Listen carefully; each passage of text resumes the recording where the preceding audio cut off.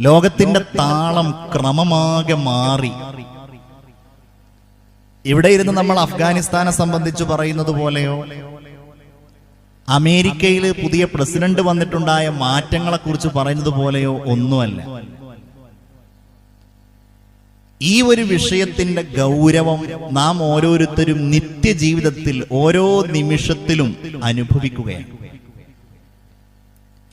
നമ്മുടെ സകല പ്രവർത്തനങ്ങളിലും ഇതിന്റെ പ്രതിഫലനങ്ങൾ നമ്മൾ അറിയുമ്പോൾ നമ്മെ സൃഷ്ടിച്ച് പരിപാലിക്കുന്ന സർവാധിനാഥനായ അല്ലാഹു റബ്ബുൽ ഇസ്സത്തിന്റെ നിയന്ത്രണം അതിശക്തമാണ് എന്ന് നമ്മയൊക്കെ ഓരോരുത്തരെയും ബോധ്യപ്പെടുത്തുന്ന, നമുക്ക് ഈമാൻ വർദ്ധിപ്പിക്കേണ്ട ഒരു കാര്യമായിട്ടാണ് നമ്മൾ ഈ അവസ്ഥകളെ കാണേണ്ടത്. ഒരു മുഅ്മിനിന് ഇതൊക്കെ നേരിടുന്ന ഒരു മാനസികാവസ്ഥയുണ്ട്. അവനൊരു രോഗം വന്നാൽ, പരീക്ഷണങ്ങൾ വന്നാൽ സ്വാഭാവികമായിട്ടും അവന്റെ ഈമാനിന്റെ ഭാഗമായി അവനത് ക്ഷമിക്കുന്നു. കേവലം ക്ഷമിക്കുക മാത്രമല്ല, അടുത്തൊരു പ്രതിസന്ധി, ഒരു പരീക്ഷണം നേരിടാനുള്ള ഈമാനികമായ കരുത്ത് അതിലൂടെ ലഭ്യമാകുന്നു. ദുന്യാവിൽ. ആഖിറത്തിലാണെങ്കിലോ ഇന്നമാ യുവഫസ്സാബിറൂന അജ്റഹും ബിഗൈരി ഹിസാബ്. അളവറ്റ പ്രതിഫലം ആഖിറത്തിൽ നിന്ന് മുഅ്മിൻ നേടിയെടുക്കുകയും ചെയ്യും. ഇനി ഒരു മുഅ്മിനായ മനുഷ്യന്റെ ജീവിതത്തിൽ സന്തോഷമാണെങ്കിലോ അവൻ ആ സന്തോഷത്തിൽ അള്ളാഹുവിനോട് നന്ദി കാണിക്കുന്നു. നന്ദി കാണിച്ചാലോ ദുന്യാവിൽ ആ നന്ദിക്ക് പകരമായി അള്ളാഹു വീണ്ടും വീണ്ടും സന്തോഷങ്ങൾ കൊടുക്കുന്നു. ലഇൻ ശകർതും ലഅസീദന്നകും. അള്ളാഹു പറഞ്ഞു, നിങ്ങൾ നന്ദി കാണിച്ചാൽ നിങ്ങൾക്ക് നാം വർദ്ധിച്ച തോതിൽ കാര്യങ്ങൾ എളുപ്പമാക്കി തരും. ഇതാണ് ഹബീബായ റസൂലുള്ളാഹി സ്വല്ലല്ലാഹു അലൈഹി വസല്ലം തങ്ങൾ പറഞ്ഞത്. അതേതെങ്കിലും ആളുകളെ കുറിച്ചാവരുത്, നമ്മെ കുറിച്ചാകണം. എന്ത്? അജബൻ ലി അംരിൽ മുഅ്മിൻ. മുഅ്മിനിന്റെ കാര്യം, ഒരു മുഅ്മിനായ വിശ്വാസിയായ ഒരു മനുഷ്യന്റെ കാര്യം അത്ഭുതകരമാണ്. എന്താണത്? ഇദാ അസ്വാബതുഹു സറാഉ ശകർ. സന്തോഷമുണ്ടായാൽ അല്ലാഹുവിന് അവൻ നന്ദി ചെയ്യും. വഇദാ അസ്വാബതുഹു ലറാഉ സബർ. ഒരു ബുദ്ധിമുട്ടുണ്ടായാൽ അതിൽ അവൻ ക്ഷമിക്കുകയും ചെയ്യും. നമ്മൾ ഇന്ന് കാണുന്ന ഈ പരീക്ഷണം, ഇതൊരു പക്ഷേ അള്ളാഹുവിന്റെ ശിക്ഷയായിട്ടാവാം അനുഭവിക്കുന്നത്. അതല്ലെങ്കിൽ അള്ളാഹു നമ്മെ പരിശോധിക്കുകയാവാം. അതല്ലെങ്കിൽ അള്ളാഹു റബ്ബുൽ ഇസ്സത്ത് ഈ ഭൗതിക ലോകത്ത് നമ്മെ ഓരോരുത്തരെയും സംസ്കരിക്കാൻ, സ്ഫുടം ചെയ്യാനുള്ള ഒരു മാധ്യമമായിട്ടാകാം നമ്മൾ അനുഭവിക്കുന്ന ഓരോ പരീക്ഷണങ്ങളെയും നിശ്ചയിച്ചിട്ടുള്ളത്. ലിയബ്ലുവകും അയ്യുകും അഹ്സനു അമലാ. ഖുർആനിൽ പറയുന്നുണ്ട്, ലിയബ്ലുവകും. ഈ ഭൗതിക ലോകത്തെ എല്ലാ സുഖ സൗകര്യങ്ങളും നിങ്ങൾക്ക് നൽകിയിട്ടുള്ളത് നിങ്ങളെ പരിശോധിക്കുവാനാണ്. എന്ത് പരിശോധിക്കാൻ? അയ്യുകും അഹ്സനു അമലാ. നിങ്ങളിൽ ആരാണ് ഇതൊക്കെ അനുഭവിച്ചിട്ട് അള്ളാഹുവിന് നന്ദി ചെയ്യുന്നത് എന്ന് പരിശോധിക്കാനാണ്, പരീക്ഷിക്കാനാണ് എന്ന് പരിശുദ്ധ ഖുർആനിൽ അള്ളാഹു നമ്മെ അറിയിക്കുന്നു. ഞാൻ ഈ സന്ദർഭത്തിൽ ഓർമ്മിപ്പിക്കുന്ന ഒരു കാര്യം, പ്രധാനമായും ജീവിതത്തിന്റെ ഈ അനുഭവത്തിൽ നിന്ന് ഈമാനികമായ കരുത്ത് നേടുന്നവരാകണം നമ്മൾ. ഈമാൻ നഷ്ടപ്പെട്ടു പോകുന്നവരാകരുത്. നമ്മുടെ അമലിന്റെ ഒട്ടനേകം വാതിലുകൾ അടക്കപ്പെട്ടത് നമുക്ക് കാണാൻ കഴിയുന്നു.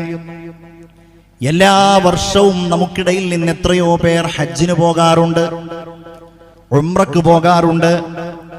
ഒരു വർഷം നമുക്കിടയിൽ നിന്ന് ഒരാൾ ഹജ്ജിന് പോയാൽ തന്നെ അതിന്റെ ഗുണം അയാളുടെ കുടുംബത്തിന്, അയാളുടെ നാട്ടിന്, അയാൾ യാത്ര ചെയ്യുന്ന പ്രദേശങ്ങൾക്കൊക്കെ ലഭ്യമാകും. സംശയമില്ല ആ കാര്യത്തിൽ. ഒരു മുഅ്മിനായ മനുഷ്യൻ ഹജ്ജിന് പോകുമ്പോൾ അയാളുടെ കാര്യം മാത്രമല്ലല്ലോ അള്ളാഹുവിനോട് ദുആ ചെയ്യുന്നത്, അവൻ മുഅ്മിനീങ്ങൾക്കിടയിൽ ഒരു പ്രതിനിധിയാണ്. എല്ലാവർക്കിടയിൽ നിന്നും അള്ളാഹുവിന്റെ അടുക്കലേക്ക് ഒരു നയതന്ത്രജ്ഞനെ പോലെ പോകുന്ന ആളാണ് ഒരു ഹാജി. ആ ഹജ്ജിന്റെ കവാടങ്ങൾ നമ്മുടെ മുമ്പിൽ അടക്കപ്പെട്ടു കഴിഞ്ഞു. 2 വർഷങ്ങളായി നമുക്കിടയിൽ നിന്ന് ഹജ്ജിന് പോകാൻ കഴിയുന്നില്ല, ഉംറക്ക് പോകാൻ കഴിയുന്നില്ല. പള്ളികളിൽ നിന്ന് നമ്മൾ അകറ്റപ്പെട്ടു, നിർബന്ധിതരായി പള്ളികൾ നമ്മൾ അടച്ചിടേണ്ടി വന്നു. ആ പള്ളികളിൽ പ്രവേശിക്കുവാൻ ഇന്നും നമുക്കൊരുപാട് തടസ്സങ്ങളാണ്.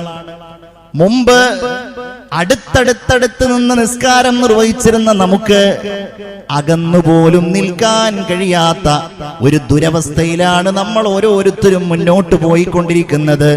ഇതിലൂടെ നമ്മുടെ ഈമാൻ നഷ്ടപ്പെടുകയല്ല ചെയ്യേണ്ടത്. ഇത് ഓരോരുത്തരും ഓരോന്നും അള്ളാഹു നമ്മെ പരീക്ഷിക്കാനുള്ള ഓരോ മാനദണ്ഡമായി നിശ്ചയിച്ച്, ആ പരീക്ഷണത്തിൽ ഇങ്ങനെയാകുമ്പോൾ നീ എങ്ങനെയാണ് ഈമാനികമായ ശക്തി നേടുന്നത്, ഈ ഒരവസ്ഥ നിനക്ക് നൽകിയാൽ നീ എങ്ങനെയാണ് നിസ്കാരം നിർവഹിക്കുന്നത്, ജുമഅയുടെ കാര്യത്തിൽ ഈ നിബന്ധനകളും നിയന്ത്രണങ്ങളും ഒക്കെ ഏർപ്പെടുത്തി കഴിഞ്ഞാൽ എങ്ങനെയാണ് ആ കർമ്മം നീ നിർവഹിക്കുന്നത് എന്ന് അല്ലാഹു റബ്ബുൽ ഇസ്സത്ത് നമ്മെ പരീക്ഷിക്കുവാനുള്ള ഒരു ഉപാധിയായിട്ടാണ് ഇതിനെയൊക്കെ നമ്മൾ കാണേണ്ടത്, മുഅ്മിനീങ്ങളായ നമ്മൾ കാണേണ്ടത്. ഇങ്ങനത്തെ ഒരു സാഹചര്യം ഉണ്ടായാൽ നിങ്ങൾ എങ്ങനെയാണ് ഈ ഉറൂസ് നടത്തുക? അള്ളാഹുവിന്റെ ഒരു പരീക്ഷണം പോലെ നമ്മൾ ആ പരീക്ഷണത്തിൽ വിജയിക്കുന്നു എന്ന് വേണമെങ്കിൽ നമുക്ക് പറയാം. ഒരു ഹദീസ് വളരെ ശ്രദ്ധേയമാണല്ലോ. നബി സല്ലല്ലാഹു അലൈഹി വസല്ലമ തങ്ങൾ പറഞ്ഞു, നിങ്ങൾ സ്വതക്ക ചെയ്യേണ്ടത് വഅന്ത സ്വഹീഹുൻ ശഹീഹ്. നീ സ്വതക്ക ചെയ്യ എപ്പോ? ഇഷ്ടം പോലെ പൈസ ഉണ്ട്, നീ മരണത്തോട് മല്ലിട്ട് കിടക്കുകയാണ്, നീ രോഗിയാണ്. അപ്പോ ഇനിയിപ്പോ ഏതായാലും ഈ പൈസ കൊണ്ട് എനിക്ക് വലിയ ഉപകാരമൊന്നുമില്ല, ഏതായാലും കുറച്ച് സ്വതക്ക കൊടുത്ത് കളയാം, പ്രായമായാലല്ല കൊടുക്കേണ്ടത്. ആ സമയത്ത് കൊടുക്കേണ്ടെന്നല്ല, കൊടുക്കേണ്ടത് യഥാർത്ഥത്തിൽ കൊടുക്കേണ്ടത് എപ്പോഴാണ്?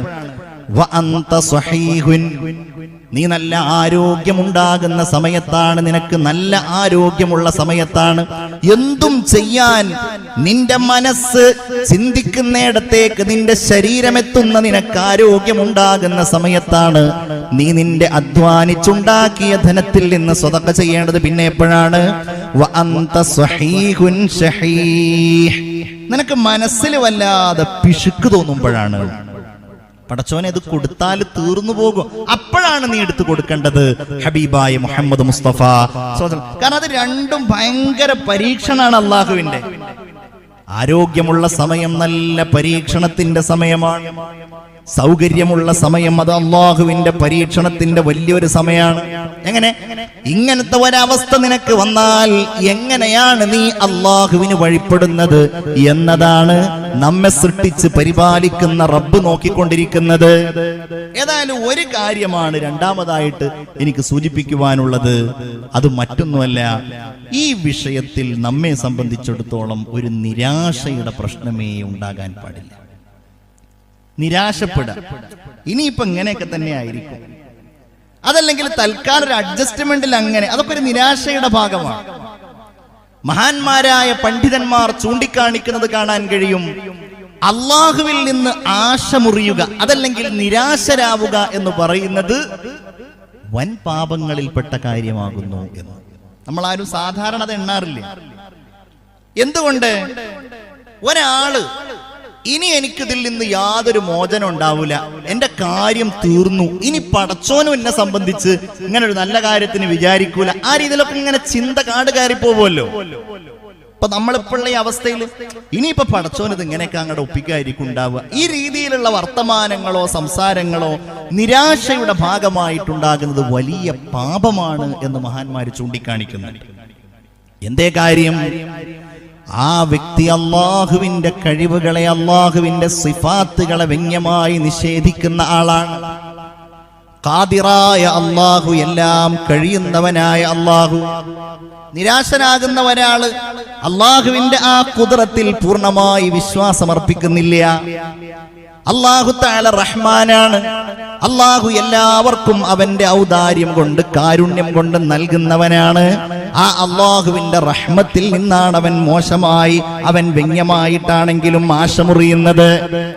ഇങ്ങനെ അല്ലാഹു തമ്പുരാൻ അവന്റെ ഓരോ റസ്സാഖായ അല്ലാഹു, റാസിഖായ അല്ലാഹു, ഖദീറായ അല്ലാഹു, എല്ലാം നൽകുന്നവനായ അല്ലാഹു റബ്ബുൽ ഇസ്സത്തിൽ നിന്ന് ഒരു മുഅ്മിനായ മനുഷ്യൻ ഒരിക്കലും ആശ മുറിയേണ്ടതില്ല.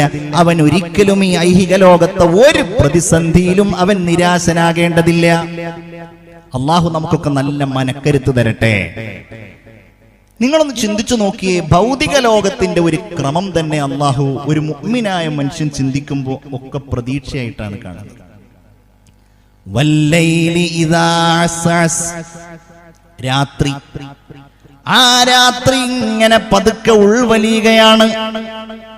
എന്നാൽ രാത്രിയിലെ ഇരുട്ടുമായിട്ട് അതിങ്ങനെ മുന്നോട്ട് പോകുമ്പോ എല്ലായിടത്തും ഇരുട്ട്, ഒന്നും കാണാനില്ല. പക്ഷെ ഒരു മുഅ്മിനായ മനുഷ്യൻ എന്താ ചിന്തിക്കണത്? വസ്സുബ്ഹി ഇദാ തനഫസ്, പ്രഭാതം ഇങ്ങനെ പതുക്കെ പതുക്കെ വികസിക്കാൻ പോവാണ്. അപ്പൊ രാത്രിയായാൽ വെളിച്ചം വരാനുണ്ട്. നല്ല വെയിലാണ്, ശക്തമായ ചൂടാണ്. ഒരു തണൽ അപ്പുറത്ത് വരാനുണ്ട്. ഒരു വലിയ കയറ്റമാണ്, അത് കയറിക്കഴിഞ്ഞാൽ അതിന്റെ അപ്പുറത്തൊരു ഇറക്കമുണ്ട്. ഈ രീതിയിലാണ് ഇന്ന് നമ്മൾ കാണുന്ന എല്ലാ പ്രതിസന്ധികളെയും എല്ലാ വിഷയങ്ങളെയും സമീപിക്കേണ്ടത്. അത് പള്ളിയുടെ കാര്യമാണെങ്കിലും മദ്രസയുടെ കാര്യമാണെങ്കിലും സ്കൂളുകളുടെ കാര്യമാണെങ്കിലും എല്ലാം നമ്മൾ നോക്കിക്കാണേണ്ടത് ഇതിനൊക്കെ അല്ലാഹു റബ്ബുൽ ഇസ്സത്ത് ഒരു യുസ്ർ വെച്ചിട്ടുണ്ട് എന്നുള്ളതാണ്. ഇതിനൊക്കെ അല്ലാഹു റബ്ബുൽ ഇസ്സത്ത് ഒരു എളുപ്പം വെച്ചിട്ടുണ്ട്. ഇതൊക്കെ മാറി സമാധാനവും ശാന്തിയും ഉണ്ടാകുന്ന ഒരു ഘട്ടം വരാനുണ്ട്. ഈ ഒരു മനസ്സോടെയാണ് ഈ സാഹചര്യങ്ങളെയെല്ലാം നമ്മൾ ഓരോരുത്തരും കാണേണ്ടത്. നമ്മുടെ ഒക്കെ ഏറ്റവും വലിയ സാമ്പത്തിക സ്രോതസ്സായിരുന്നു വിദേശത്തുള്ള ജോലികൾ, വിദേശത്തുള്ള കച്ചവടങ്ങൾ, നാട്ടിലുള്ള വ്യവസായങ്ങൾ. അള്ളാഹുവിന്റെ പരീക്ഷണം പലതും പലതും തകർന്ന് തരിപ്പണായി പോയി. ഒരുപാട് ആളുകൾ വലിയ കടക്കണിയിലായി പോയി. അല്ലാഹു റബ്ബുൽ ഇസ്സത്തിന്റെ വിശുദ്ധമായ ഖുർആനിൽ എല്ലാ നബിമാരുടെയും കഥകൾ പറയുന്നതിന്റെ ഏറ്റവും മനോഹരമായ സന്ദേശങ്ങളിലൊന്ന് ആ പ്രവാചകന്മാർക്ക് ഒരിക്കലും നിരാശ ബാധിച്ചിട്ടില്ല എന്നതായിരുന്നു. നമ്മളൊക്കെ ഖുർആൻ ഓതുന്നവരാണ്. എല്ലാ പ്രവാചകന്മാരുടെയും കഥകളുടെ ഓരോ സംഭവങ്ങളുടെയും ഇടയിൽ കാണാൻ കഴിയുന്നത് ഇനി രക്ഷയില്ലാത്ത ഒരു ഘട്ടത്തിൽ, ഭൗതികമായ ഒരു കാരണം കൊണ്ടും ഇനി മോചനമുണ്ടാവുകയില്ല എന്ന് ചിന്തിക്കുന്ന ഘട്ടത്തിൽ അല്ലാഹു അത്ഭുതകരമായ രീതിയിൽ രക്ഷ നൽകുന്ന, സമാധാനം നൽകുന്ന അനുഭവങ്ങളാണ് ഖുർആനിന്റെ സംഭവ കഥകളിലുള്ളത്. ചിന്തിച്ചു നോക്കൂ. അതുപോലുള്ള ഒരുപാട് ഘട്ടങ്ങൾ നമുക്കും വരും. ഉദാഹരണമായി മഹാനായ സയ്യിദുനാ യൂസുഫ് അലൈഹിസ്സലാം, നഹ്നു നഖുസ്സു അലൈക അഹ്സനൽ ഖസസ് ബിമാ ഔഹൈനാ ഇലൈക ഹാദൽ ഖുർആൻ.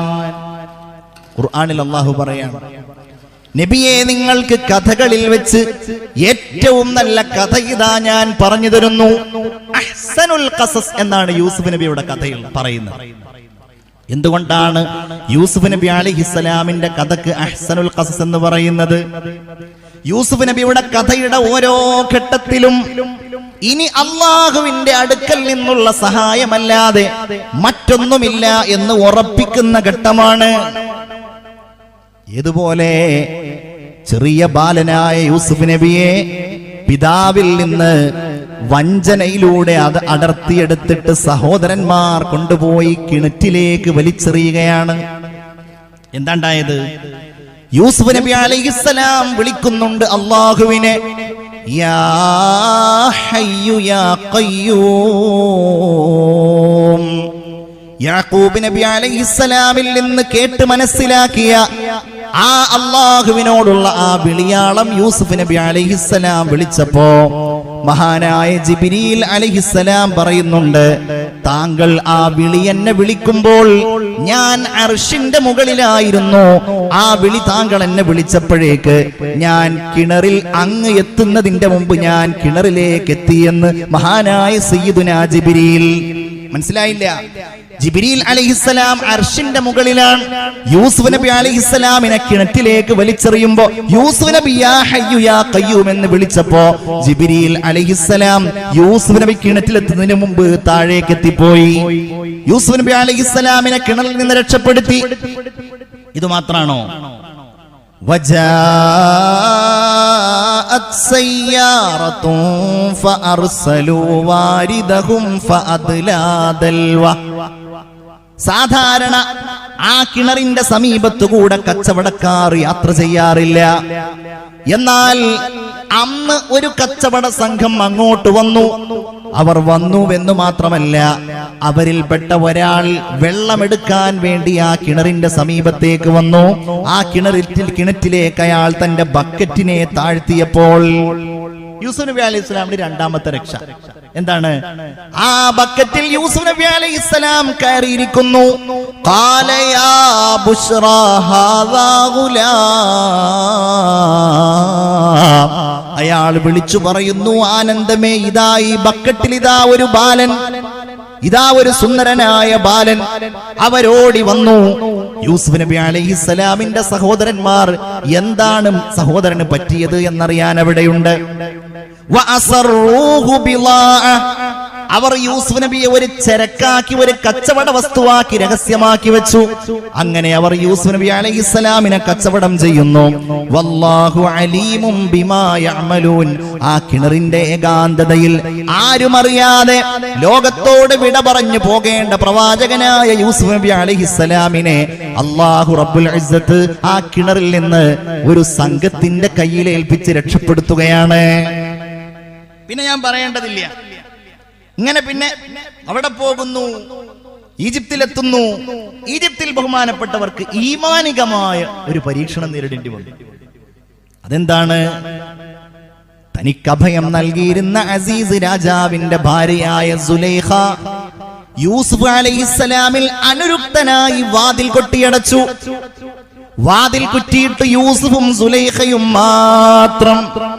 വറാവദതുഹുല്ലതി ഹുവ ഫീ ബൈതിഹാ അൻ നഫ്സി വഗല്ലഖതിൽ അബ്വാബ്. ഈ ഒരു അനുരുക്തയായ ഈ സ്ത്രീ വാതിൽ കുറ്റിയിട്ടു. വഗല്ലഖതിൽ അബ്വാബ് വഖാലത് ഹൈതലക്. എന്റെ ഇംഗിതം നിറവേറ്റാൻ എന്റെ അടുക്കൽ വാ. ആരും അറിയില്ല. പക്ഷേ അല്ലാഹു യൂസുഫ് നബി അലൈഹിസ്സലാമിനെ രക്ഷപ്പെടുത്തി. ഖാല മഅദല്ലാഹ് ഇന്നഹു റബ്ബി അഹ്സന മസ്വായി. എന്റെ യജമാനൻ എനിക്ക് ഉജ്ജ്വലമായ താമസ സംവിധാനം ഒരുക്കി തന്നയാളാണ്. ഇന്നഹു ലാ യുഫ്ലിഹുൽ ളാലിമൂൻ. അതിക്രമികളായ ആളുകൾ ഒരിക്കലും വിജയിക്കുകയില്ല. ഇങ്ങനെ യൂസുഫ് നബി അലൈഹിസ്സലാമിന്റെ ഓരോ ഘട്ടത്തിൽ യൂസുഫ് നബി അലൈഹിസ്സലാമിന് മാത്രമല്ല, വാപ്പയായ അയ്യൂബ്, ബഹുമാനപ്പെട്ട യാക്കൂബ് നബി അലൈഹിസ്സലാമും അള്ളാഹുവിലുള്ള ഈ പ്രതീക്ഷയാണ് പങ്കുവെച്ചത്. മകൻ നഷ്ടപ്പെട്ടു, ഒരു വിവരവുമില്ല.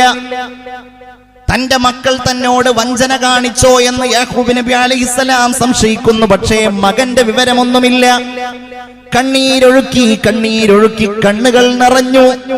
ഇന്നമാ അഷ്കൂ ബസ്സി വഹുസ്നി ഇലല്ലാഹ്.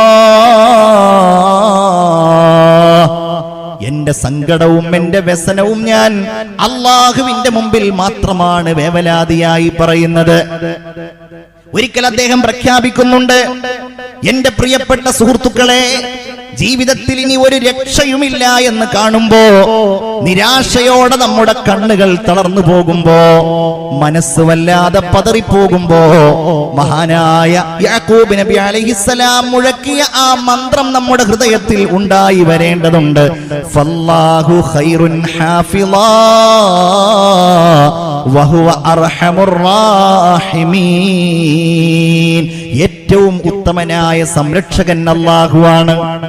ജോലി നഷ്ടപ്പെട്ടേക്കാം, തൊഴിൽ ഇല്ലാതെയായേക്കാം, വ്യവസായം തകർന്നു പോയേക്കാം, ഒരുപക്ഷെ നമ്മൾ സമ്പാദിച്ചുണ്ടാക്കിയ സമ്പത്ത് കത്തിപ്പോയേക്കാം, അല്ലെങ്കിൽ ശാരീരികമായി അപകടങ്ങളോ അവശതയോ വന്നേക്കാം.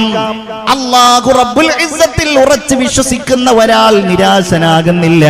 ഫല്ലാഹു ഖൈറുൻ ഹാഫിളാ വഹുവ അർഹമുർ റാഹിമീൻ. പാഠങ്ങൾ ഒരുപാടാണ്. ബഹുമാനപ്പെട്ട യാക്കൂബ് നബി അലൈഹിസ്സലാം മക്കളോട് യൂസുഫ് നബി അലൈഹിസ്സലാമിന്റെ അടുക്കലേക്ക് രണ്ടാമത് പറഞ്ഞേക്കുന്ന ഒരു ഘട്ടമുണ്ട്. അത് നമുക്ക് വലിയ പാഠാണ്. എനിക്ക് നിരാശയൊന്നുമില്ല എന്ന് പറഞ്ഞിരിക്കുകയല്ല, അതിനെന്താണോ മാർഗം അത് സ്വീകരിക്കണം എന്നുള്ളതാണ്. ഏതാണോ അതിനെ അതിജയിക്കാനുള്ള മാർഗം? സ്കൂളുകൾ അടക്കപ്പെട്ടപ്പോൾ, മദ്രസകൾ ക്ലാസ് എടുക്കാൻ പറ്റാതിരുന്നപ്പോൾ ഉസ്താദുമാർ അതിനുള്ള മാർഗങ്ങൾ സ്വീകരിച്ച് ഓൺലൈനായി ക്ലാസ് തുടങ്ങി, പുതിയ സംവിധാനങ്ങൾ ഒരുക്കി. അതിന്റെ ഒരു മാർഗമാണ്. എല്ലാം തകർന്നു പോയാൽ അതിനെ എങ്ങനെ അതിജയിക്കാം, അതിനെ എങ്ങനെ മറികടക്കാം? യാക്കൂബ് നബി അലൈഹിസ്സലാം മക്കളെ പറഞ്ഞേക്കുകയാണ് ഈജിപ്തിലേക്ക്. യാ ബനി യദ്ഹബൂ, മക്കളെ നിങ്ങൾ ഈജിപ്തിലേക്ക് പോവുക. ഫതഹസ്സസൂ മിൻ യൂസുഫ വ അഖീഹി, നിങ്ങൾ യൂസുഫിനെയും യൂസുഫിന്റെ സഹോദരനായ ബിന്യാമിനെയും നിങ്ങൾ അന്വേഷിക്കണം. യൂസുഫ് അവിടെ ഉണ്ട് എന്ന വിവരം സഹോദരന്മാർക്കോ യാക്കൂബ് നബിക്കോ ആ സമയത്ത് അറിവ് കിട്ടിയിട്ടില്ല. എന്നാലും പറയാണ്, നിങ്ങൾ നിരാശരാവാതെ നിങ്ങൾ അന്വേഷിക്കണം. വലാ തൈഅസൂ മിർ റൗഹില്ലാഹ്, നിങ്ങൾ ഒരിക്കലും അല്ലാഹുവിന്റെ കാരുണ്യത്തിൽ നിന്ന് നിരാശരാകാൻ പാടില്ല. ഇന്നഹു ലാ യൈഅസു മിർ റൗഹില്ലാഹി ഇല്ലൽ ഖൗമുൽ കാഫിറൂൻ, നിശ്ചയമായും അല്ലാഹുവിന്റെ കാരുണ്യത്തിൽ നിരാശരാകുന്നത് നിഷേധികളായ ആളുകൾ മാത്രമാണ്. ഹബീബായ പ്രവാചകന്റെ ഒരു വചനമുണ്ട്, നിങ്ങളിങ്ങനെ ലോകം അവസാനിക്കാറായി എന്ന് ഉറപ്പിച്ചു നിൽക്കുകയാണ്, ഉറച്ചു, ഇനി ലോകത്ത് യാതൊരു രക്ഷയുമില്ല, കാറ്റടിക്കാൻ തുടങ്ങി, ഭൂമി കുലുങ്ങാൻ തുടങ്ങി. റസൂലുള്ള പറയാണ്, നിങ്ങളുടെ കയ്യിൽ ഒരു ഈത്തപ്പനയുടെ തണ്ട് ഉണ്ട് എങ്കിൽ, നടാൻ പറ്റിയ ഒരു ഈത്തപ്പനയുടെ ഒരു പച്ച കഷ്ണം നിങ്ങളുടെ കയ്യിലുണ്ട് എങ്കിൽ, അതിനെ അവൻ നട്ടുപിടിപ്പിക്കട്ടെ എന്ന് ഹബീബായ സയ്യിദുനാ മുഹമ്മദ് മുസ്തഫ സ്വല്ലല്ലാഹു അലൈഹി വസല്ലം. ഇതാണ് നമ്മുടെ മാനസികമായ ഒരു കരുത്തായി നമ്മൾ കാണേണ്ട കാര്യം. എനിക്കൊന്നും ഇനി നേടാനില്ല എന്നുള്ളതല്ല, എനിക്കിനി ഒന്നും ചെയ്യാനില്ല എന്നുള്ളതല്ല. ഹബീബായ പ്രവാചകന്റെ മറ്റൊരു വചനമാണ്, നിങ്ങൾ ഈ ഐഹിക ലോകത്ത് എന്തെങ്കിലും കാര്യം ചെയ്യുമ്പോൾ നിങ്ങൾ ചെയ്യേണ്ടത്, നിങ്ങൾ ലാ തമൂതു അബദാ, നിങ്ങൾ ഒരിക്കലും മരിക്കുകയേ ഇല്ല എന്ന ചിന്തയോടെയാണ് നിങ്ങൾ ആ കാര്യം ചെയ്യേണ്ടത്.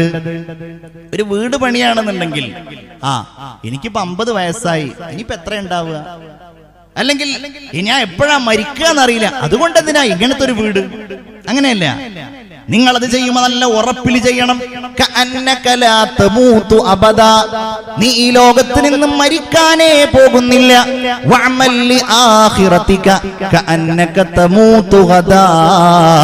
എന്നാൽ നീ പരലോകത്തിന് വേണ്ടി ചെയ്യേണ്ടത്, നീ നാളെ മരിക്കും എന്ന ലക്ഷ്യത്തോടെയാണ്, വിചാരത്തോടെയാണ് നീ ആഖിറത്തിന് വേണ്ടി ചെയ്യേണ്ടതെന്ന് മുഹമ്മദുർ റസൂലുള്ളാഹി സ്വല്ലല്ലാഹു അലൈഹി വസല്ലം. അതുകൊണ്ടാണ് ഒരു നിസ്കാരം നിങ്ങൾ നിർവഹിക്കുമ്പോൾ ആ നിസ്കാരം നിങ്ങൾ നിർവഹിക്കേണ്ടത് കഅന്നഹു സ്വലാത്തു മുവദ്ദിഇൻ, കഅന്നക മുവദ്ദിഉൻ ലിസ്സലാത്ത്. നീ ആ നിസ്കാരത്തോട് യാത്ര പറയാൻ ഇനി നിനക്ക് നിസ്കരിക്കാൻ അവസരം കിട്ടിക്കൊള്ളുന്നില്ല. മഗ്രിബ് നീ നിസ്കരിക്കുമ്പോ ഇതെന്റെ അവസാനത്തെ നിസ്കാരമായാലോ, ഇശാ നിസ്കരിക്കുമ്പോ ഇതെന്റെ അവസാനത്തെ നിസ്കാരമായാലോ, എന്റെ പ്രിയപ്പെട്ടവരെ, 1-2 കൊല്ലങ്ങൾക്ക് മുമ്പ്, 1.5 കൊല്ലം മുമ്പ് ഓരോ വെള്ളിയാഴ്ചയും നമ്മളുടെ പള്ളികളിൽ മയ്യിത്ത് നിസ്കരിക്കാറുണ്ടായിരുന്നു. മയ്യിത്ത് നിസ്കാരമാണ് ജനങ്ങൾക്ക് പിരിഞ്ഞു പോകാനുള്ള ഒരു സിഗ്നൽ എന്ന് എനിക്ക് പലപ്പോഴും തോന്നാറുണ്ട്. മയ്യിത്ത് നിസ്കാരിക്കാനുണ്ട് എന്ന് സാധാരണ പള്ളിയിൽ അവസാനമായിട്ടാണ് മയ്യിത്ത് നിസ്കാരത്തിന്റെ കാര്യം പറയാറുള്ളത്. ഇമാമ് ദുആ ചെയ്ത് ഇനി മയ്യിത്ത് നിസ്കരിക്കാനുണ്ട് എന്ന് പറഞ്ഞാൽ പരമാവധി ആളുകൾ ഇങ്ങനെ ഒഴിഞ്ഞു പോകും. സുന്നത്ത് പോലും നിസ്കരിക്കാൻ തയ്യാറാകാറില്ല. ഞാൻ അതിന്റെ ഒരു കാര്യം ഇങ്ങനെ നോക്കുമ്പോ അന്നൊക്കെ എന്റെ പള്ളിയിൽ ഇങ്ങനെ 5, 4, 3, 6 ആളുകൾ, എല്ലാവരുടെ ആഹ്വാനവും മറ്റുമൊക്കെ ഞാൻ ശ്രദ്ധിച്ചെഴുതിയെടുത്താലും അത്രയേ ഉണ്ടാവാറുള്ളൂ. എന്നാൽ ഇന്ന് ഓരോ ആഴ്ചയും കിട്ടുന്ന മയ്യിത്തുകളുടെ എണ്ണം, നിസ്കരിക്കാനുള്ള മയ്യിത്തുകളുടെ എണ്ണം 15ഉം 18ഉം 20ഉം ഒക്കെയാണ്. റബ്ബിനോട് നമ്മൾ ഇങ്ങനെ വല്ലാത്ത ഒരു വേദനയോടെ ഇതിനെക്കുറിച്ച് ചിന്തിച്ച് ദുആ ചെയ്യുമ്പോ നമ്മളുടെ മനസ്സ് വല്ലാതെ നൊമ്പരപ്പെട്ടു പോകുന്ന കാര്യം, ഈ മയ്യിത്ത് നിസ്കാരത്തിൽ എത്രയോ ചെറുപ്പക്കാരുടെ മയ്യിത്ത് നിസ്കരിക്കാറുണ്ട്. ഒരസുഖവുമില്ലാത്തവർ, അതല്ലെങ്കിൽ പെട്ടെന്ന് അസുഖം ബാധിച്ചവർ, നമ്മുടെ കൂടെ കരുത്തായിട്ടുണ്ടായിരുന്നവർ, അള്ളാഹുവിന്റെ ഈ ഒരു തീരുമാനം അത് എപ്പോഴാണ്, എവിടെയാണ്, ആർക്കാണ് എന്നൊന്നും അറിയുകയില്ല എന്നൊക്കെ നമ്മൾ പറയാറുണ്ട്. എന്നാലും നമ്മൾ ഇങ്ങനെ കരുതാറുണ്ടല്ലോ, പടച്ചവനെ ഇവരൊക്കെ നല്ല ആരോഗ്യമുള്ളവരാണ്.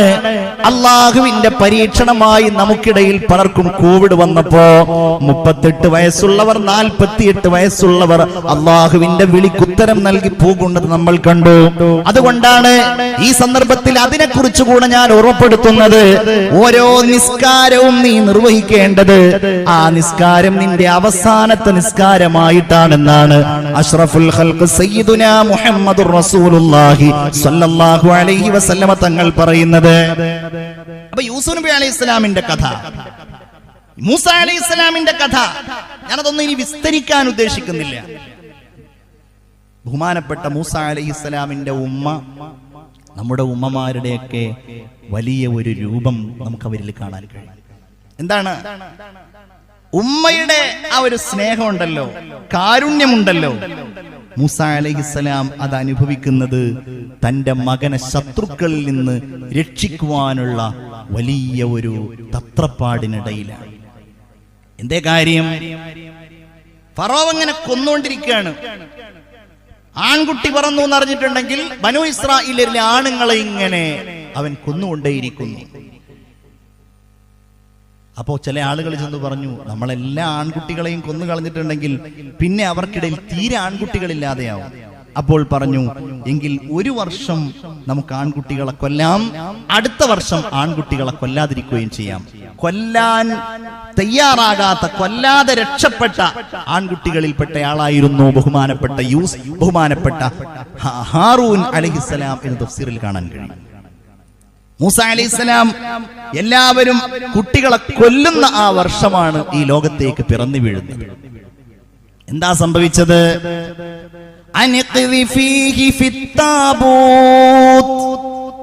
എന്റെ കുട്ടിയെ ഞാൻ കത്തിക്ക് വിട്ടുകൊടുക്കില്ല. ഫറോവയുടെ കിങ്കരന്മാരുടെ വാളിന് ഞാൻ എന്റെ കുഞ്ഞിനെ വിട്ടുകൊടുക്കില്ല. അവർക്ക് അല്ലാഹു മാനസികമായ ഒരു തോന്നൽ നൽകുകയാണ്, താങ്കളുടെ കുഞ്ഞിനെ നിങ്ങൾ ഒരു പെട്ടിയിൽ അടക്കം ചെയ്യുക. എന്നിട്ട് ആ കുട്ടിയെ നിങ്ങൾ നൈൽ നദിയിൽ ഒഴുക്കുക. ആ നദി ആ കുഞ്ഞിനെ കരക്കെത്തിച്ചുകൊള്ളും. ഉമ്മയുടെ ആ പ്രതീക്ഷ നമ്മൾ കാണണം. അല്ലെങ്കിലും ഉമ്മമാരുടെ പ്രതീക്ഷകളല്ലേ നമ്മളൊക്കെ ആണല്ലോ. നമ്മൾ ആ കുഞ്ഞിനെ കാണുമ്പോ, ഒരു ചെറിയ കുഞ്ഞായിട്ട് നമ്മൾ ഈ ലോകത്തേക്ക് പിറന്നു വീഴുമ്പോ ആ ഉമ്മമാർക്ക് അല്ലാഹു റബ്ബുൽ ഇസ്സത്ത് വലിയ പ്രതീക്ഷ കൊടുക്കുന്നത്. ഇവൻ ചിരിക്കും, കരഞ്ഞുകൊണ്ടായിരിക്കും ആ കുട്ടി. ഉമ്മാരുടെ പ്രതീക്ഷ ആയിരിക്കും കുറച്ചു കഴിഞ്ഞാൽ ഇവൻ ചിരിക്കും, കുറച്ചു കഴിഞ്ഞാൽ ഇവൻ എഴുന്നേൽക്കും, ഇവൻ നടക്കും, ഇരിക്കും, ഭക്ഷണം കഴിക്കും, എല്ലാം ഒറ്റക്ക് ചെയ്യും. അങ്ങനെ ആ ഉമ്മമാര് ഈ കുഞ്ഞിനെ കാണുമ്പോ നിരാശരാവുകയാണെന്നുണ്ടെങ്കിലോ എന്തായിരിക്കും ഈ മനുഷ്യ സമൂഹത്തിന്റെ അവസ്ഥ? ആ ഉമ്മമാരിൽ ഒരിക്കലും നിരാശരാവാത്ത ഒരു വ്യക്തിത്വമായിട്ടാണ് മഹദിയായ മൂസാ അലൈഹിസ്സലാമിന്റെ മാതാവിനെ നമുക്ക് കാണുവാൻ കഴിയുന്നത്.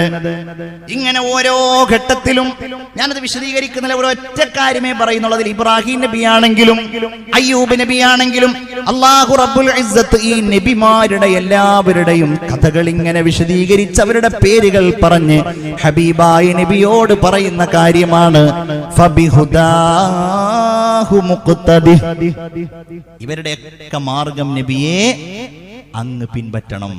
അതിൽ യൂസുഫ് നബി അലൈഹിസ്സലാമിന്റെ ഈ മാർഗമുണ്ട്, അതിൽ യാക്കൂബ് നബി അലൈഹിസ്സലാമിന്റെ ഈ വഴിയുണ്ട്, അതിൽ ഇബ്രാഹിം നബി അലൈഹിസ്സലാമിന്റെ ഈ സന്ദേശമുണ്ട്. എല്ലാവരുടെയും ഫബിഹുദാഹു മുഖ്തദി. അതുകൊണ്ട് എന്റെ പ്രിയപ്പെട്ടവരെ, നമ്മളുടെ ജീവിതത്തിലും ഇതിന് സമാനമായ അവസ്ഥകൾ ഓരോന്നോരോന്നായി കാണുമ്പോ നമുക്ക് അഭയം പ്രാപിക്കാനുള്ളവൻ അല്ലാഹു റബ്ബുൽ ഇസ്സത്താണ്. നമുക്ക് കാര്യങ്ങൾ പറയാനുള്ളവൻ, നമുക്കൊരിക്കലും നിരാശരാവാതെ സമീപിക്കാനുള്ളവൻ, കൊടുത്താൽ ഒരിക്കലും തീരാത്ത ഖജനാവുകളുടെ ഉടമയാണ് അല്ലാഹ്. ഒരിക്കലും മറ്റമില്ലാതെ നൽകാൻ കഴിയുന്നവനുമാണ് അല്ലാഹ്. അങ്ങനെ ഒരു മുഅ്മിനായ മനുഷ്യൻ ചിന്തിക്കുമ്പോ ഒരിക്കലും അവൻ നിരാശയുടെ ഏറ്റവും മൂർത്തിമൽ ഭാവമായ ആത്മഹത്യയിൽ ഒരിക്കലും അവൻ അഭയം പ്രാപിക്കുകയില്ല. പത്രത്തിൽ നമ്മൾ കാണാറുണ്ട്, കോവിഡ് ബാധിച്ച് ആത്മഹത്യ ചെയ്തു, കടം വന്നിട്ട് ആത്മഹത്യ ചെയ്തു. ആത്മഹത്യകളുടെ പിന്നാമ്പുറങ്ങളിലേക്ക് പോയാൽ അതിന്റെ പല കാരണങ്ങളിൽ അവസാനത്തെ ഒരു കാരണമായിട്ട് പറഞ്ഞാൽ മതി. കാരണം അതിന്റെ ആദ്യത്തെ കാരണങ്ങളിൽ പലതും മനുഷ്യന്റെ മനസ്സിലുണ്ടാകുന്ന ആർത്തി, അവന്റെ ദുര, അവന്റെ ആഡംബര ഭ്രമം, അതൊക്കെ കാരണത്താലായിരിക്കും അവൻ അവന്റെ കൊക്കിലൊതുങ്ങാത്തത് എടുക്കാൻ വേണ്ടി ശ്രമിക്കുന്നത്. അങ്ങനെയാണ് അവൻ വലിയ കടത്തിലേക്ക് പോകുന്നത്. അതിന്റെ അവസാനത്തെ കാരണമായിട്ട് പറയാൻ കഴിയുന്ന ഒന്നാണ് എന്ത്? ഇനി ഇതെന്നെ കൊണ്ട് തീർക്കാൻ കഴിയില്ല. നമുക്കിടയിൽ എത്രയോ ആളുകൾ അങ്ങനെ കാണാൻ കഴിയും. ഒരു വീട് നിർമ്മിക്കുകയാണ്, അങ്ങനെ കടം വാങ്ങി ഇവരോട് ചോദിച്ചു നോക്കുങ്ങൾ, ഇതെങ്ങനെയാ വീട്ട്? അതൊക്കെ വീടിക്കോളും. അങ്ങനെ കടം വാങ്ങാൻ പറ്റുമോ? അതൊക്കെ വീടിക്കോളും, അതൊക്കെ എങ്ങനെയെങ്കിലും ആയിക്കോളും. വീടൊക്കെ ഉദ്ഘാടനമൊക്കെ കഴിഞ്ഞ് അടുത്ത ദിവസം മുതൽ കടക്കാരോ അതല്ല എങ്കിൽ ബാങ്കുകാരോ ഇതിന്റെ കാര്യങ്ങളുമായിട്ട് സമീപിക്കുമ്പോഴാണ് കൈമലർത്തുന്നത്. പിന്നെ എന്ത് മാത്രമേ മാർഗമുള്ളൂ? ആത്മഹത്യ. നമ്മളതൊരിക്കലും അങ്ങനെ ചിന്തിക്കാൻ, ഒരു തെറ്റ് ചെയ്യാന്ന് ആലോചിക്കാൻ പറ്റും. വ്യഭിചാരം നഊദുബില്ലാ, അത് ചെയ്യാം, അല്ലെങ്കിൽ അത് ചെയ്താലോ അതിനെന്തെങ്കിലും അവസരമുണ്ടോ? പറ്റില്ലല്ലോ. എന്നതുപോലെ തന്നെ അതിന്റെ കൂടെ അല്ലാഹു തആല എണ്ണിയതാണ് ഖത്ലുൻ നഫ്സ് എന്ന് പറഞ്ഞാൽ ആത്മഹത്യ. ഈ ഇരിക്കുന്നവരൊക്കെ അങ്ങനെയാണെന്നല്ല പറയുന്നത്. പക്ഷെ നമുക്കിടയിൽ ഒരുപക്ഷെ നമ്മളുടെ മക്കളോ നമ്മളുടെ അയൽവാസികളോ നമ്മളുടെ കൂട്ടുകുടുംബങ്ങളോ ഒക്കെ ഇങ്ങനെയുള്ള അവസ്ഥയിലേക്ക് എത്തുമ്പോ അവർക്ക് നമ്മൾ പറഞ്ഞു കൊടുക്കേണ്ട ഒരു കാര്യം കൂടെയാണത്. ഇത് മാനുഷിക പ്രശ്നം എന്നുള്ളതിലപ്പുറം ഇസ്ലാമികമായിട്ടൊരു മഹാ അബദ്ധമാണ്. എന്താ മുഅ്മിനിന്റെ അടയാളം? വലാ യഖ്തുലൂനൻ നഫ്സല്ലതി ഹറമല്ലാഹു ഇല്ലാ ബിൽ ഹഖ്. അല്ലാഹു പവിത്രമാക്കിയ ഒരു നഫ്സിനെയും അവർ കൊല്ലുകയില്ല. ഒരു ഹദീസ് മാത്രമേ ഞാൻ പറയുന്നുള്ളൂ. ഒരാൾ ഏത് രീതിയിൽ ആത്മഹത്യ ചെയ്താലും ആ രീതിയിലായിരിക്കും അല്ലാഹു നരകത്തിൽ നിന്ന് അവരുടെ ശിക്ഷയെ വിധിക്കുന്നത്. റസൂലുള്ളാഹി പറയാണ്, മൻ തറദ്ദാ മിൻ ജബലിൻ, ഒരാൾ ഒരു മലയുടെ മുകളിൽ നിന്ന് അങ്ങ് താഴേക്ക് ചാടിയാൽ, ആത്മഹത്യ ചെയ്യാൻ വേണ്ടിയിട്ട് കൊക്കയിലേക്ക് ചാടി. ഇന്ന് ഞാൻ ന്യൂസ് കണ്ടു, ഇങ്ങോട്ട് വരുമ്പോ ഞാൻ ന്യൂസിൽ കണ്ടു, ഒരാള് കൊക്കയിലേക്ക് ചാടുകയാണെന്നൊക്കെ പറഞ്ഞ് ഷൂട്ട് ചെയ്തിട്ട് യാ അല്ലാഹ് ബിസ്മില്ലാ കൊക്കയിലേക്ക് ചാടും. ഇങ്ങനെ പലതും ചാടിയിട്ടുണ്ടെങ്കിൽ അവനെ അല്ലാഹു നരകത്തിലേക്ക് വലിച്ചെറിഞ്ഞു കഴിഞ്ഞ് അവന് കിട്ടുന്ന ശിക്ഷ, നരകത്തിൽ അവനൊരു പർവ്വതമുണ്ടാക്കി കൊടുക്കും. എന്നിട്ട് ആ പർവ്വതത്തിൽ നിന്ന് അവനിങ്ങനെ ചാടിയിട്ട് അവന്റെ ശിക്ഷ അനുഭവിക്കും. ഒരാള് വിഷം കഴിച്ച് മരിച്ചാൽ അള്ളാഹു നരകത്തിൽ അയാൾക്ക് ആ വിഷം കൊടുക്കും. ഒരാൾ കത്തി ഉപയോഗിച്ചോ വാളുപയോഗിച്ചോ സ്വയം ഹത്യ ചെയ്താൽ ഇതിന് സമാനമായ ശിക്ഷകൾ അള്ളാഹു അവർക്ക് നൽകുമെന്ന് ആദരവായ സയ്യിദുനാ മുഹമ്മദുർ റസൂലുള്ളാഹി സ്വല്ലല്ലാഹു അലൈഹി വസല്ലം. അള്ളാഹുവേ, അങ്ങനെയുള്ള അവസ്ഥകളിൽ നിന്ന് ഞങ്ങളെ നീ കാത്തു രക്ഷിക്കണേ തമ്പുരാനെ. ഞങ്ങളെ ഓരോരുത്തരെയും നീ കാത്തു രക്ഷിക്കണേ റഹ്മാനേ. അല്ലാഹു തആല ചിലപ്പോൾ മനുഷ്യന്മാർക്കിടയിൽ ഒന്നിനും കഴിയാത്ത 10 പൈസ എടുക്കാനില്ലാത്ത ദാരിദ്ര്യത്തിന്റെ അവസ്ഥ നൽകി അവനെ പരീക്ഷിക്കും. അങ്ങനെയാണ് സ്വഹാബികൾക്കൊക്കെ അങ്ങനെ ഉണ്ടായിരുന്നു. പക്ഷെ അവർക്കൊക്കെ അതൊരു പ്രശ്നമായിട്ട് അവർ കണ്ടില്ല എന്നുള്ളതാണ്. ഔ ഫഖ്റൻ മുൻസിയ, ഖിയാമത്ത് നാളിന്റെ മുമ്പുണ്ടാകുന്ന ഒരു പരീക്ഷണമാണ് മുൻസിയായിരിക്കുന്ന എന്ന് പറഞ്ഞാൽ എല്ലാം മറപ്പിച്ചു കളയുന്ന ദാരിദ്ര്യം. നീ മുഅ്മിനാണ് എന്നുള്ള കാര്യം മറപ്പിച്ചു കളഞ്ഞ, നീ അഭിമാനിയാണ് എന്ന കാര്യം മറപ്പിച്ചു കളയുന്ന, നിനക്ക് മാതാപിതാക്കളുണ്ട് മക്കളുണ്ട് എന്ന കാര്യം മറപ്പിച്ചു കളയുന്ന ദാരിദ്ര്യം, അത് അല്ലാഹു തആല നൽകുന്ന വലിയൊരു പരീക്ഷണമാണ്. പടച്ചോനെ, ഞങ്ങളെയൊക്കെ നീ കാത്തു രക്ഷിക്കണേ റഹ്മാനേ. റസൂലുള്ളാഹി പറയുന്നുണ്ട്, അൽ ഫഖ്റു യൂരിസുൽ കുഫ്റാൻ.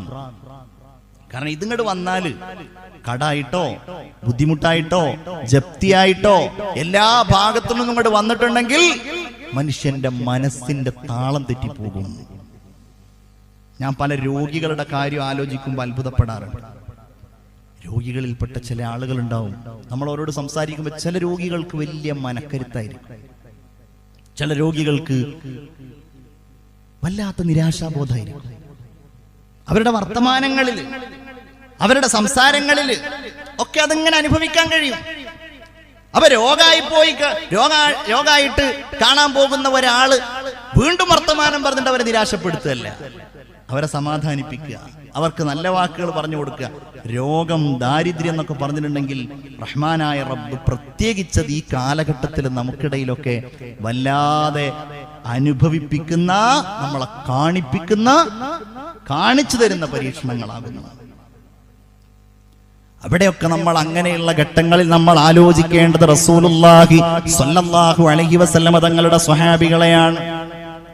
നബിയുടെ മദീന പള്ളിയുടെ മാബൈന ബൈതി വ മിംബരി റൗളത്തും മിൻ റിയാദിൽ ജന്നയുടെ കുറച്ചപ്പുറത്തായി ഉയർന്ന ഒരു തിണ്ണ കാണാൻ കഴിയും. നമ്മൾ ഇങ്ങനെ പള്ളിയിലൂടെ നടക്കുമ്പോൾ ആ തിണ്ണയിൽ ഇങ്ങനെ ആളുകൾ കയറിയിരിക്കുന്നത് നമ്മൾ ഇങ്ങനെ കാണുന്നുണ്ട്. ആ തിണ്ണയിലുണ്ടായിരുന്നത് റസൂലുള്ളാന്റെ പ്രിയപ്പെട്ട സ്വഹാബികളായ അഹ്ലുസ് സുഫ, അഥവാ പല നാടുകളിൽ നിന്നും നബിയുടെ അടുക്കൽ കാണാനും നബിയെ പഠിക്കാനും വന്ന, റസൂലുള്ളാന്റെ പള്ളിയിൽ താമസിക്കാൻ വേണ്ടി വന്ന പാവപ്പെട്ട സ്വഹാബികളായിരുന്നു അഹ്ലുസ് സുഫയിൽ ഉണ്ടായിരുന്നത്. ഇവർക്ക് നേരാവണ്ണം ഭക്ഷണമില്ല, ഇവർക്ക് വേണ്ട രീതിയിൽ വസ്ത്രമില്ല, ദരിദ്രന്മാരാണ്. പക്ഷേ റസൂലുള്ളാഹി അവരോട് പറയുമായിരുന്നു, അബ്ശിറൂ യാ അസ്ഹാബസ് സുഫ, ഓ സുഫത്തിന്റെ അഹ്ലുകാരേ, നിങ്ങൾ സന്തോഷ വാർത്ത അറിയിച്ചു കൊള്ളുക. അവരുടെ ചരിത്രത്തിൽ കാണാൻ കഴിയും, അവര് പലപ്പോഴും അവരുടെ വസ്ത്രം, അവരിങ്ങനെ നടക്കുന്ന സമയത്ത് അവരുടെ വസ്ത്രത്തിന്റെ ഏതെങ്കിലും ഭാഗത്തുകൂടെ അവരുടെ ഔറത്ത് കാണുമോ എന്ന് വിചാരിച്ച് അവർ പേടിക്കുമായിരുന്നു. കാരണം അത്രയും ചെറിയ വസ്ത്രം അവർക്കുള്ളത്. അവരുടെ നേതാവായിരുന്നു സയ്യിദുന അബൂ ഹുറൈറ റളിയല്ലാഹു അൻഹു.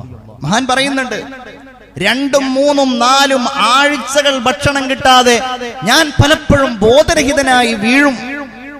ആളുകൾ എന്നെ കുറിച്ച് പറയും, അബൂ ഹുറൈറക്ക് എന്താ അപസ്മാരം ബാധിച്ചിട്ടുണ്ടോ, അബൂ ഹുറൈറക്ക് എന്താ വല്ല ഭ്രാന്തും ഉണ്ടായിട്ടുണ്ടോ? എനിക്ക് യാതൊരു ഭ്രാന്തുമില്ല, എനിക്ക് യാതൊരു അപസ്മാരവുമില്ല, അത് വിശപ്പ് മാത്രമാണ്, കഠിനമായ വിശപ്പ് സഹിക്കാൻ കഴിയാതെ അവർ ബോധരഹിതരായി വീണുപോകുമായിരുന്നു.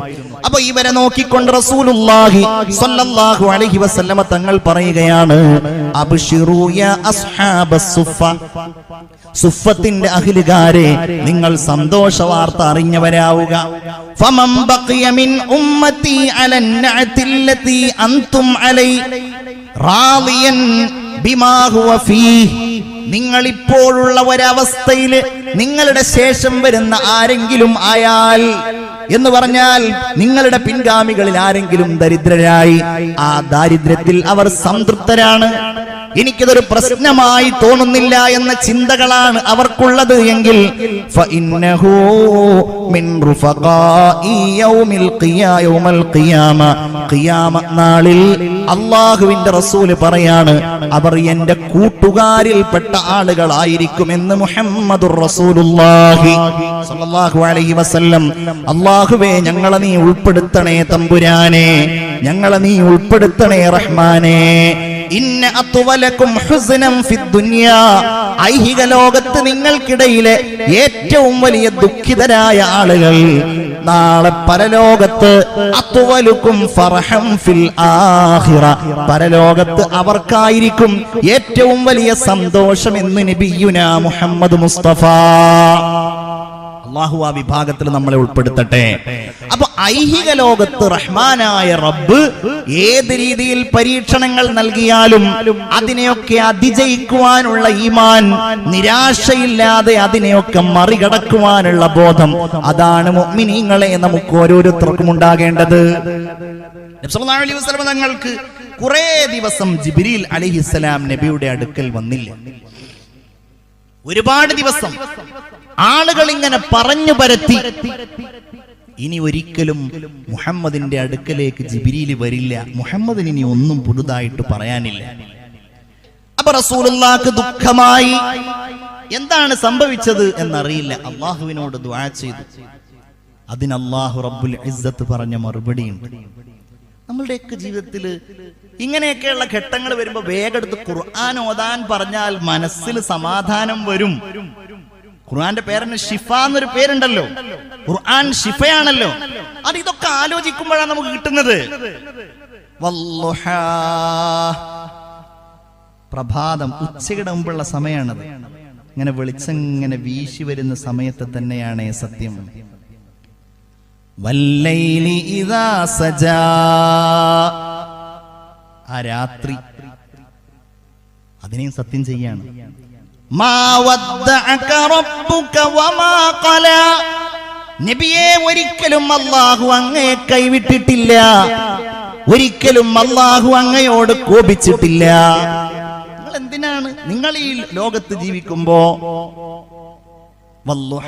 മാ വദ്ദഅക റബ്ബുക വമാ ഖലാ വലൽ ആഖിറതു ഖൈറുൽ ലക മിനൽ ഊലാ വലസൗഫ യുഅതീക റബ്ബുക ഫതർലാ. യാ റസൂലല്ലാഹ്, അങ്ങേക്ക് അല്ലാഹു നൽകുക തന്നെ ചെയ്യും. ആ സമയത്ത് അങ്ങ് സംതൃപ്തനാകും നബിയെ. അതൊന്നുകിൽ ദുനിയാവിലുള്ള നബിക്ക് നൽകപ്പെടുന്ന നേട്ടങ്ങളാകാം, വലസൗഫ, ഒരാൾക്കും നൽകപ്പെടാത്ത തുഷാഹെ ഖൂബാ തുജാനെ ജാനാ, തുഷാഹെ ഖൂബാ തുജാനെ ജാനാ, യേ ചെഹര ഉമ്മുൽ കിതാബ് തേരാ. ഹബീബായ റസൂലുള്ളാഹിക്ക് ലഭ്യമാകാത്തതായിട്ടൊന്നുമില്ല, എല്ലാം കിട്ടിയല്ലോ. ഭൗതിക ലോകത്ത് ഒരാൾക്ക് കിട്ടേണ്ട നേട്ടങ്ങളുടെ അത്യുന്നതങ്ങൾ ഹബീബായ നബിക്ക് കരഗതമായി. ഹബീബായ നബിയുടെ പ്രശസ്തിയാണെങ്കിലും നബിക്ക് ലഭ്യമായ കുടുംബ ബന്ധങ്ങളിലൂടെയുള്ള നേട്ടങ്ങളാണെങ്കിലും ഒക്കെ.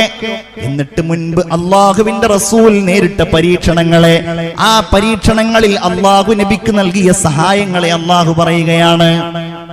അലം യജ്ദക യതീമൻ ഫആവാ, നിങ്ങള് യതീമായിരുന്നു, അനാഥനായിരുന്നു, അല്ലാഹു അഭയം നൽകി. വവജദക ളാല്ലൻ ഫഹദാ, യാത്ര ചെയ്യുമ്പോൾ വഴിതെറ്റിപ്പോയ അങ്ങേക്ക് അല്ലാഹു നേരായ മാർഗം കാണിച്ചു തന്നു. വവജദക ആയിലൻ ഫഅഗ്നാ, യാ റസൂലല്ലാഹ്, അങ്ങേക്ക് അല്ലാഹു, അങ്ങ് ദരിദ്രനായപ്പോൾ അങ്ങേക്ക് അല്ലാഹു വലിയ ഗിന നൽകി, ഐശ്വര്യം നൽകി. നബി വലിയ കോടീശ്വരനായി എന്നല്ല, നബിയുടെ മനസ്സിന് അല്ലാഹു തആല ഗിന നൽകി. ആവശ്യമുള്ളതൊക്കെ റസൂലുള്ളാഹി സ്വല്ലല്ലാഹു അലൈഹി വസല്ലം കിട്ടുന്നത് പോലെ. അപ്പോ ഈ ലോകത്ത് റസൂലുള്ളാഹി സ്വല്ലല്ലാഹു അലൈഹി വസല്ലം തങ്ങൾക്ക് അല്ലാഹു റബ്ബുൽ ഇസ്സത്ത് നൽകുന്ന ചില പാഠങ്ങളാണ്. ഈ ഉമ്മത്ത് നേരത്തെ പറഞ്ഞല്ലോ, പല രീതിയിലുള്ള പരീക്ഷണങ്ങളാണ് നേരിടുന്നത്. നിസ്സാരമായ ഓരോ കാര്യങ്ങളും നോക്കൂ നിങ്ങൾ. അഫ്ഗാനിസ്ഥാനുമായി ബന്ധപ്പെട്ട്, താലിബാനുമായി ബന്ധപ്പെട്ട് കേരളത്തിൽ വലിയ ധ്രുവീകരണത്തിന് പലരും ശ്രമിച്ചു. 96-ലാണ് താലിബാൻ ഉണ്ടാകുന്നത്. വാര്യംകുന്നത്ത് കുഞ്ഞാമദാജി കേരളത്തിലെ ആദ്യത്തെ താലിബാനിയാണെന്നാണ് പറഞ്ഞത്.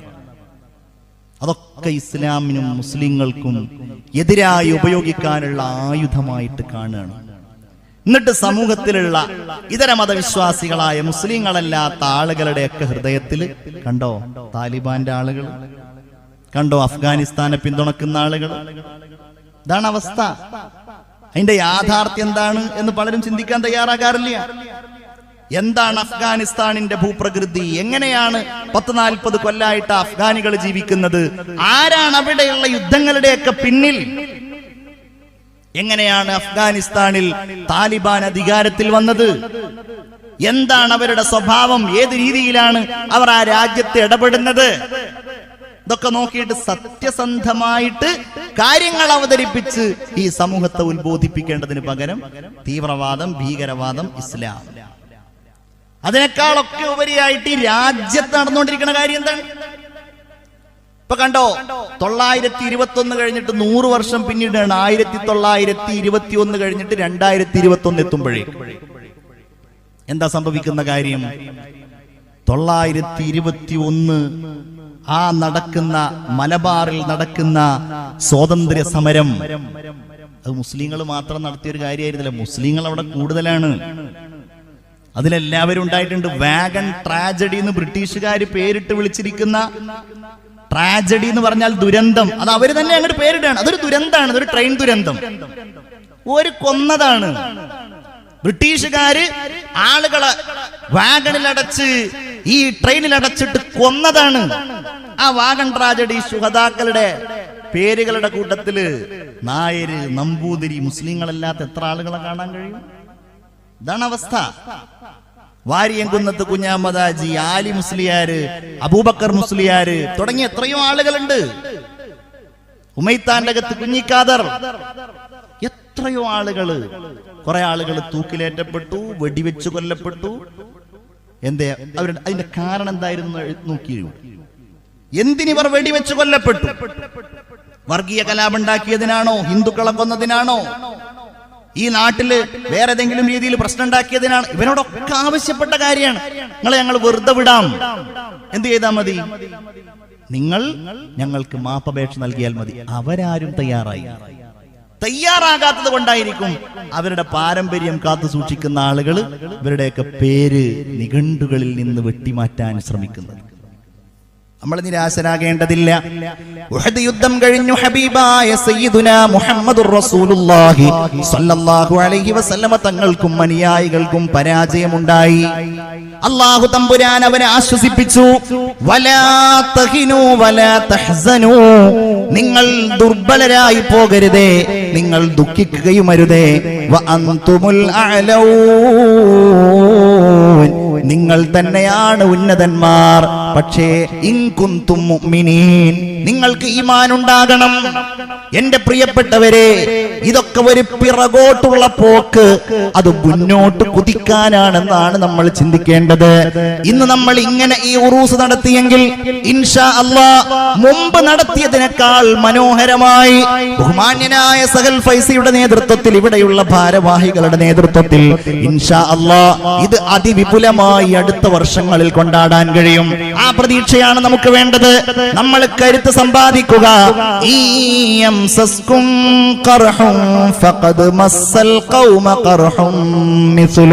നിങ്ങൾക്ക് ഉഹദിൽ വെച്ച് മുറിവ് പറ്റിയിട്ടുണ്ടെങ്കിൽ ശത്രുക്കൾക്കും മുമ്പ് മുറിവ് പറ്റിയിട്ടുണ്ട്.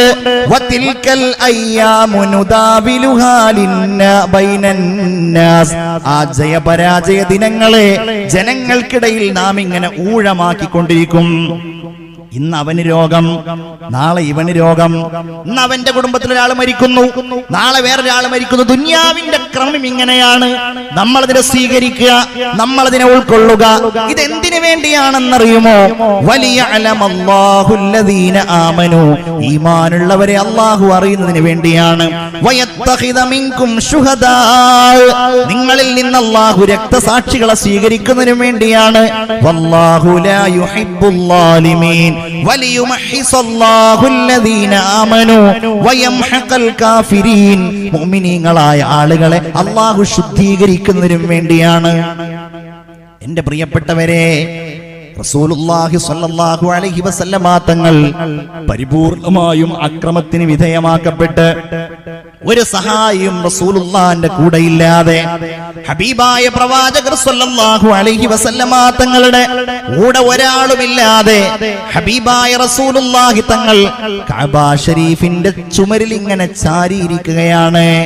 ഖബ്ബാബ് റളിയല്ലാഹു അൻഹു പറയുകയാണ്, ആ സമയത്ത് ഞങ്ങൾ നബിയുടെ അടുക്കലേക്ക് പോയി നബിയോട് പറഞ്ഞു, യാ റസൂലല്ലാഹ്, ഞങ്ങൾ ആക്രമിക്കപ്പെടുന്നത് അങ്ങ് കാണുന്നില്ലയോ? ഞങ്ങൾ ഈ ബുദ്ധിമുട്ടിലാക്കപ്പെടുന്നത് അങ്ങ് അറിയുന്നില്ലയോ? അങ്ങ് ഞങ്ങൾക്ക് വേണ്ടി ദുആ ചെയ്യുമോ നബിയേ? അങ്ങ് ഞങ്ങൾക്ക് വേണ്ടി അല്ലാഹുവിനോട് തേടുമോ നബിയേ? സഹായം തേടുമോ നബിയേ? റസൂലുള്ളാഹിന്റെ ചുറ്റുഭാഗത്തിരിക്കുന്ന ഞങ്ങളോട് അല്ലാഹുവിന്റെ റസൂല് പറയുകയാണ്, എന്റെ പ്രിയപ്പെട്ട സഹാബികളെ, നിങ്ങൾ എന്താണ് ഈ പറയുന്നത്? നിങ്ങളുടെ മുൻഗാമികളിൽപ്പെട്ട ചില ആളുകൾ, എന്റെ മുൻഗാമികളായ നബിമാരിൽപ്പെട്ട ചില ആളുകളെ ഞാൻ കാണുന്നുണ്ട്, അവരെ ശത്രുക്കൾ പിടിച്ചുകൊണ്ടുവന്നു, എന്നിട്ട് വലിയ കുഴി കുഴിച്ചു, ആ കുഴിയിലേക്ക് അവരെ ശത്രുക്കൾ ഇറക്കി നിർത്തി, എന്നിട്ട് വലിയ വലിയ വലിയ വാളുകൾ കൊണ്ടുവന്നു, മൂർച്ചയുള്ള വാളുകൾ കൊണ്ടുവന്നിട്ട് രണ്ടു ഭാഗവും അങ്ങനെ മുറിച്ച് അവർ രണ്ടു ഭാഗമായിട്ട് അങ്ങ് മാറുമ്പോഴും അവർ ഒരിക്കലും ഈമാനിൽ നിന്ന് പിറകോട്ട് പോകുന്നില്ല. എന്നിട്ട് പറയാണ്, സ്വഹാബികളെ, ഇങ്ങനെയുള്ള ഒരു കാലമുണ്ടായിരുന്നു, എന്നാൽ നമുക്കൊരു കാലം വരാനുണ്ട്. ഹളർമൗത്തിൽ നിന്ന് സൻആ വരെ സ്ത്രീകൾക്കും ആർക്കും ഒറ്റക്ക് യാത്ര ചെയ്യാൻ കഴിയുന്ന ഒരവസരം. ആട്ടിനെ പിടിക്കുന്ന ചെന്നായ്ക്കളെയല്ലാതെ ഒന്നിനെയും പേടിക്കേണ്ടതില്ലാത്ത ഒരവസരം ഇതാ വരാൻ പോവുകയാണ്. ഹബീബായ സയ്യിദുനാ മുഹമ്മദ് മുസ്തഫ സല്ലല്ലാഹു അലൈഹി വസല്ലം, അതാണ് മുഅ്മിനീങ്ങളെ നമ്മൾ കാത്തിരിക്കുന്നത്. ഖന്തഖ് യുദ്ധം നടക്കുകയാണ്, ഖന്തഖിന്റെ കിടങ്ങ് കീറിക്കൊണ്ടിരിക്കുകയാണ്. നബി അവരോട് നോക്കി നിൽക്കുകയല്ല, നബി അവരോട് കൂടെ നിൽക്കുന്നുണ്ട്. റസൂലുള്ളാഹി തങ്ങൾ അവരോട് കൂടെയുണ്ട്. റസൂലുള്ളാഹി സ്വല്ലല്ലാഹു അലൈഹി വസല്ലമ തങ്ങൾ സ്വഹാബികൾ അവരെ കാണുമ്പോ, നബിയെ കാണുമ്പോൾ നബിയുടെ ആ സുന്ദരമായ മേനിയിൽ വിയർപ്പ് കണങ്ങൾ ഇങ്ങനെ ഒഴുകുന്നു. നബിയുടെ ശരീരത്തിലൂടെ, ആ മനോഹരമായ ശരീരത്തിലൂടെ കൊണ്ടുപോകുന്ന മണ്ണിങ്ങനെ റസൂലുള്ളാഹിന്റെ ശരീരത്തെ വിവരണമാക്കുന്നുണ്ട്. അവരിങ്ങനെ ഒരുമിച്ച് പാടുകയാണ്, അല്ലാഹുമ്മ ലാ ഐശ ഇല്ലാ ഐശുൽ ആഖിറ ഫർഹമിൽ അൻസാറ വൽ മുഹാജിറ. അവരിങ്ങനെ കുഴി കുഴിക്കുമ്പോ, ആ ഖന്തഖിന്റെ കിടങ്ങ് അവര് കീറുമ്പോ, മക്കയിൽ നിന്ന് എല്ലാവരെയും സംഘടിപ്പിച്ച് മദീനയിൽ താമസിക്കുന്ന ഇവരെ ആക്രമിക്കാൻ വരുന്നവരെ തടയാൻ അവരുടെ വഴിയിൽ അവരൊരു കിടങ്ങുണ്ടാക്കുമ്പോ അവർക്ക് ആത്മധൈര്യമുണ്ടായിരുന്നത്, അവരുടെ ശരീരത്തിന് ക്ഷീണമുണ്ടാകാതിരിക്കുന്നത്, അവര് പാടിയിരുന്ന കാര്യം എന്താണെന്നറിയോ? നഹ്നുല്ലദീന ബായഉ മുഹമ്മദാ അലൽ ജിഹാദി മാ ബഖീനാ അബദാ. ഞങ്ങൾ ഹബീബായ നബിയോട് സന്ധി ചെയ്തവരാണ്. അവർക്ക് വേണ്ടി റസൂലുള്ള പ്രാർത്ഥിച്ചു, അല്ലാഹുവിന്റെ ഹബീബിന്റെ കൂടെ അവർ നിന്നു. അങ്ങനെ അവരിങ്ങനെ കിടങ്ങ് കുടിച്ചുകൊണ്ടിരിക്കുമ്പോ ആ കിടങ്ങിലതാ വലിയ ഒരു പാറക്കല്ല് കാണുകയാണ്.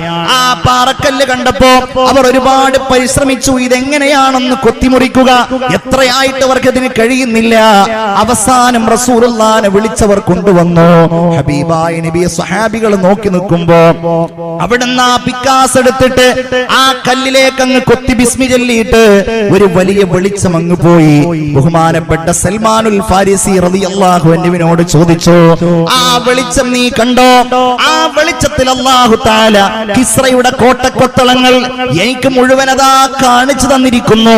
അല്ലാഹു അത് നമ്മെ കൊണ്ട് കീഴടക്കുന്ന ഒരു ദിവസം വരാനുണ്ട് സൽമാൻ.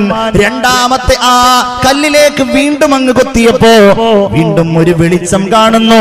കൈസറിന്റെ കോട്ടക്കൊത്തളങ്ങൾ എനിക്ക് അല്ലാഹു തആല ആ വെളിച്ചത്തിൽ കാണിച്ചു തരുന്നു.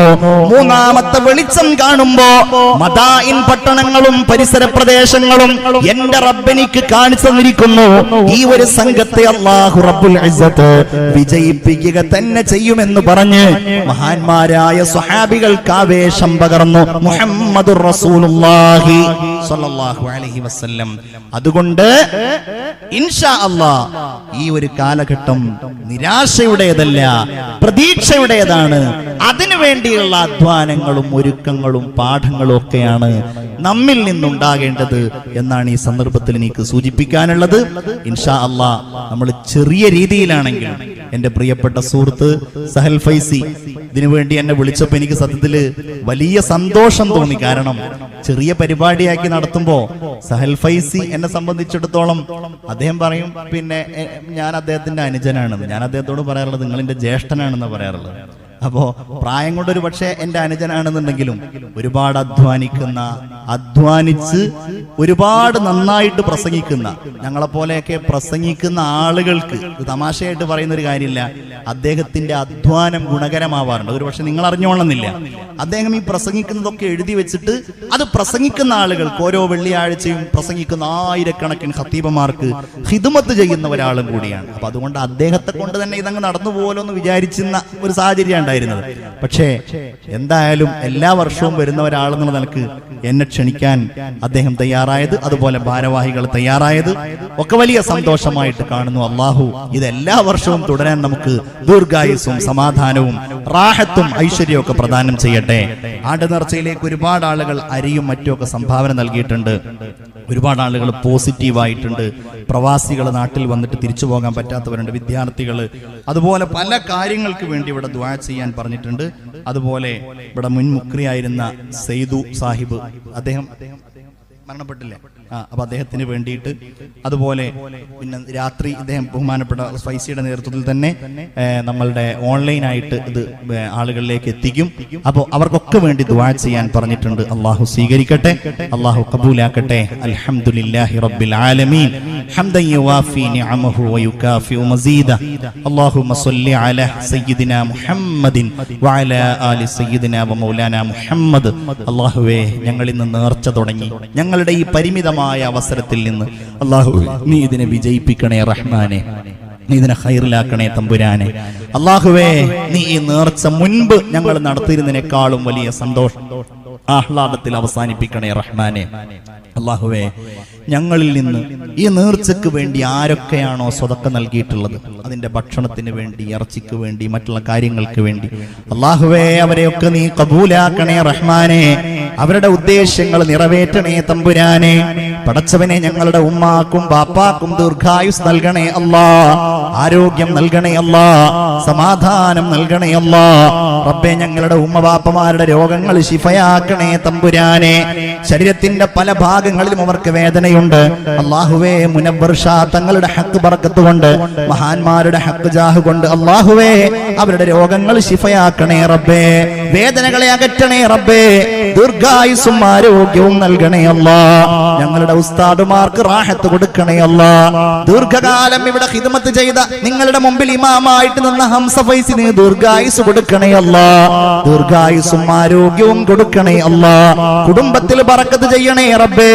മക്കളുടെ ജോലി, വിവാഹം, മറ്റുള്ള കാര്യങ്ങൾ, കുടുംബ ജീവിതത്തിലൊക്കെ നീ സമാധാനം കൊടുക്കണേ തമ്പുരാനെ.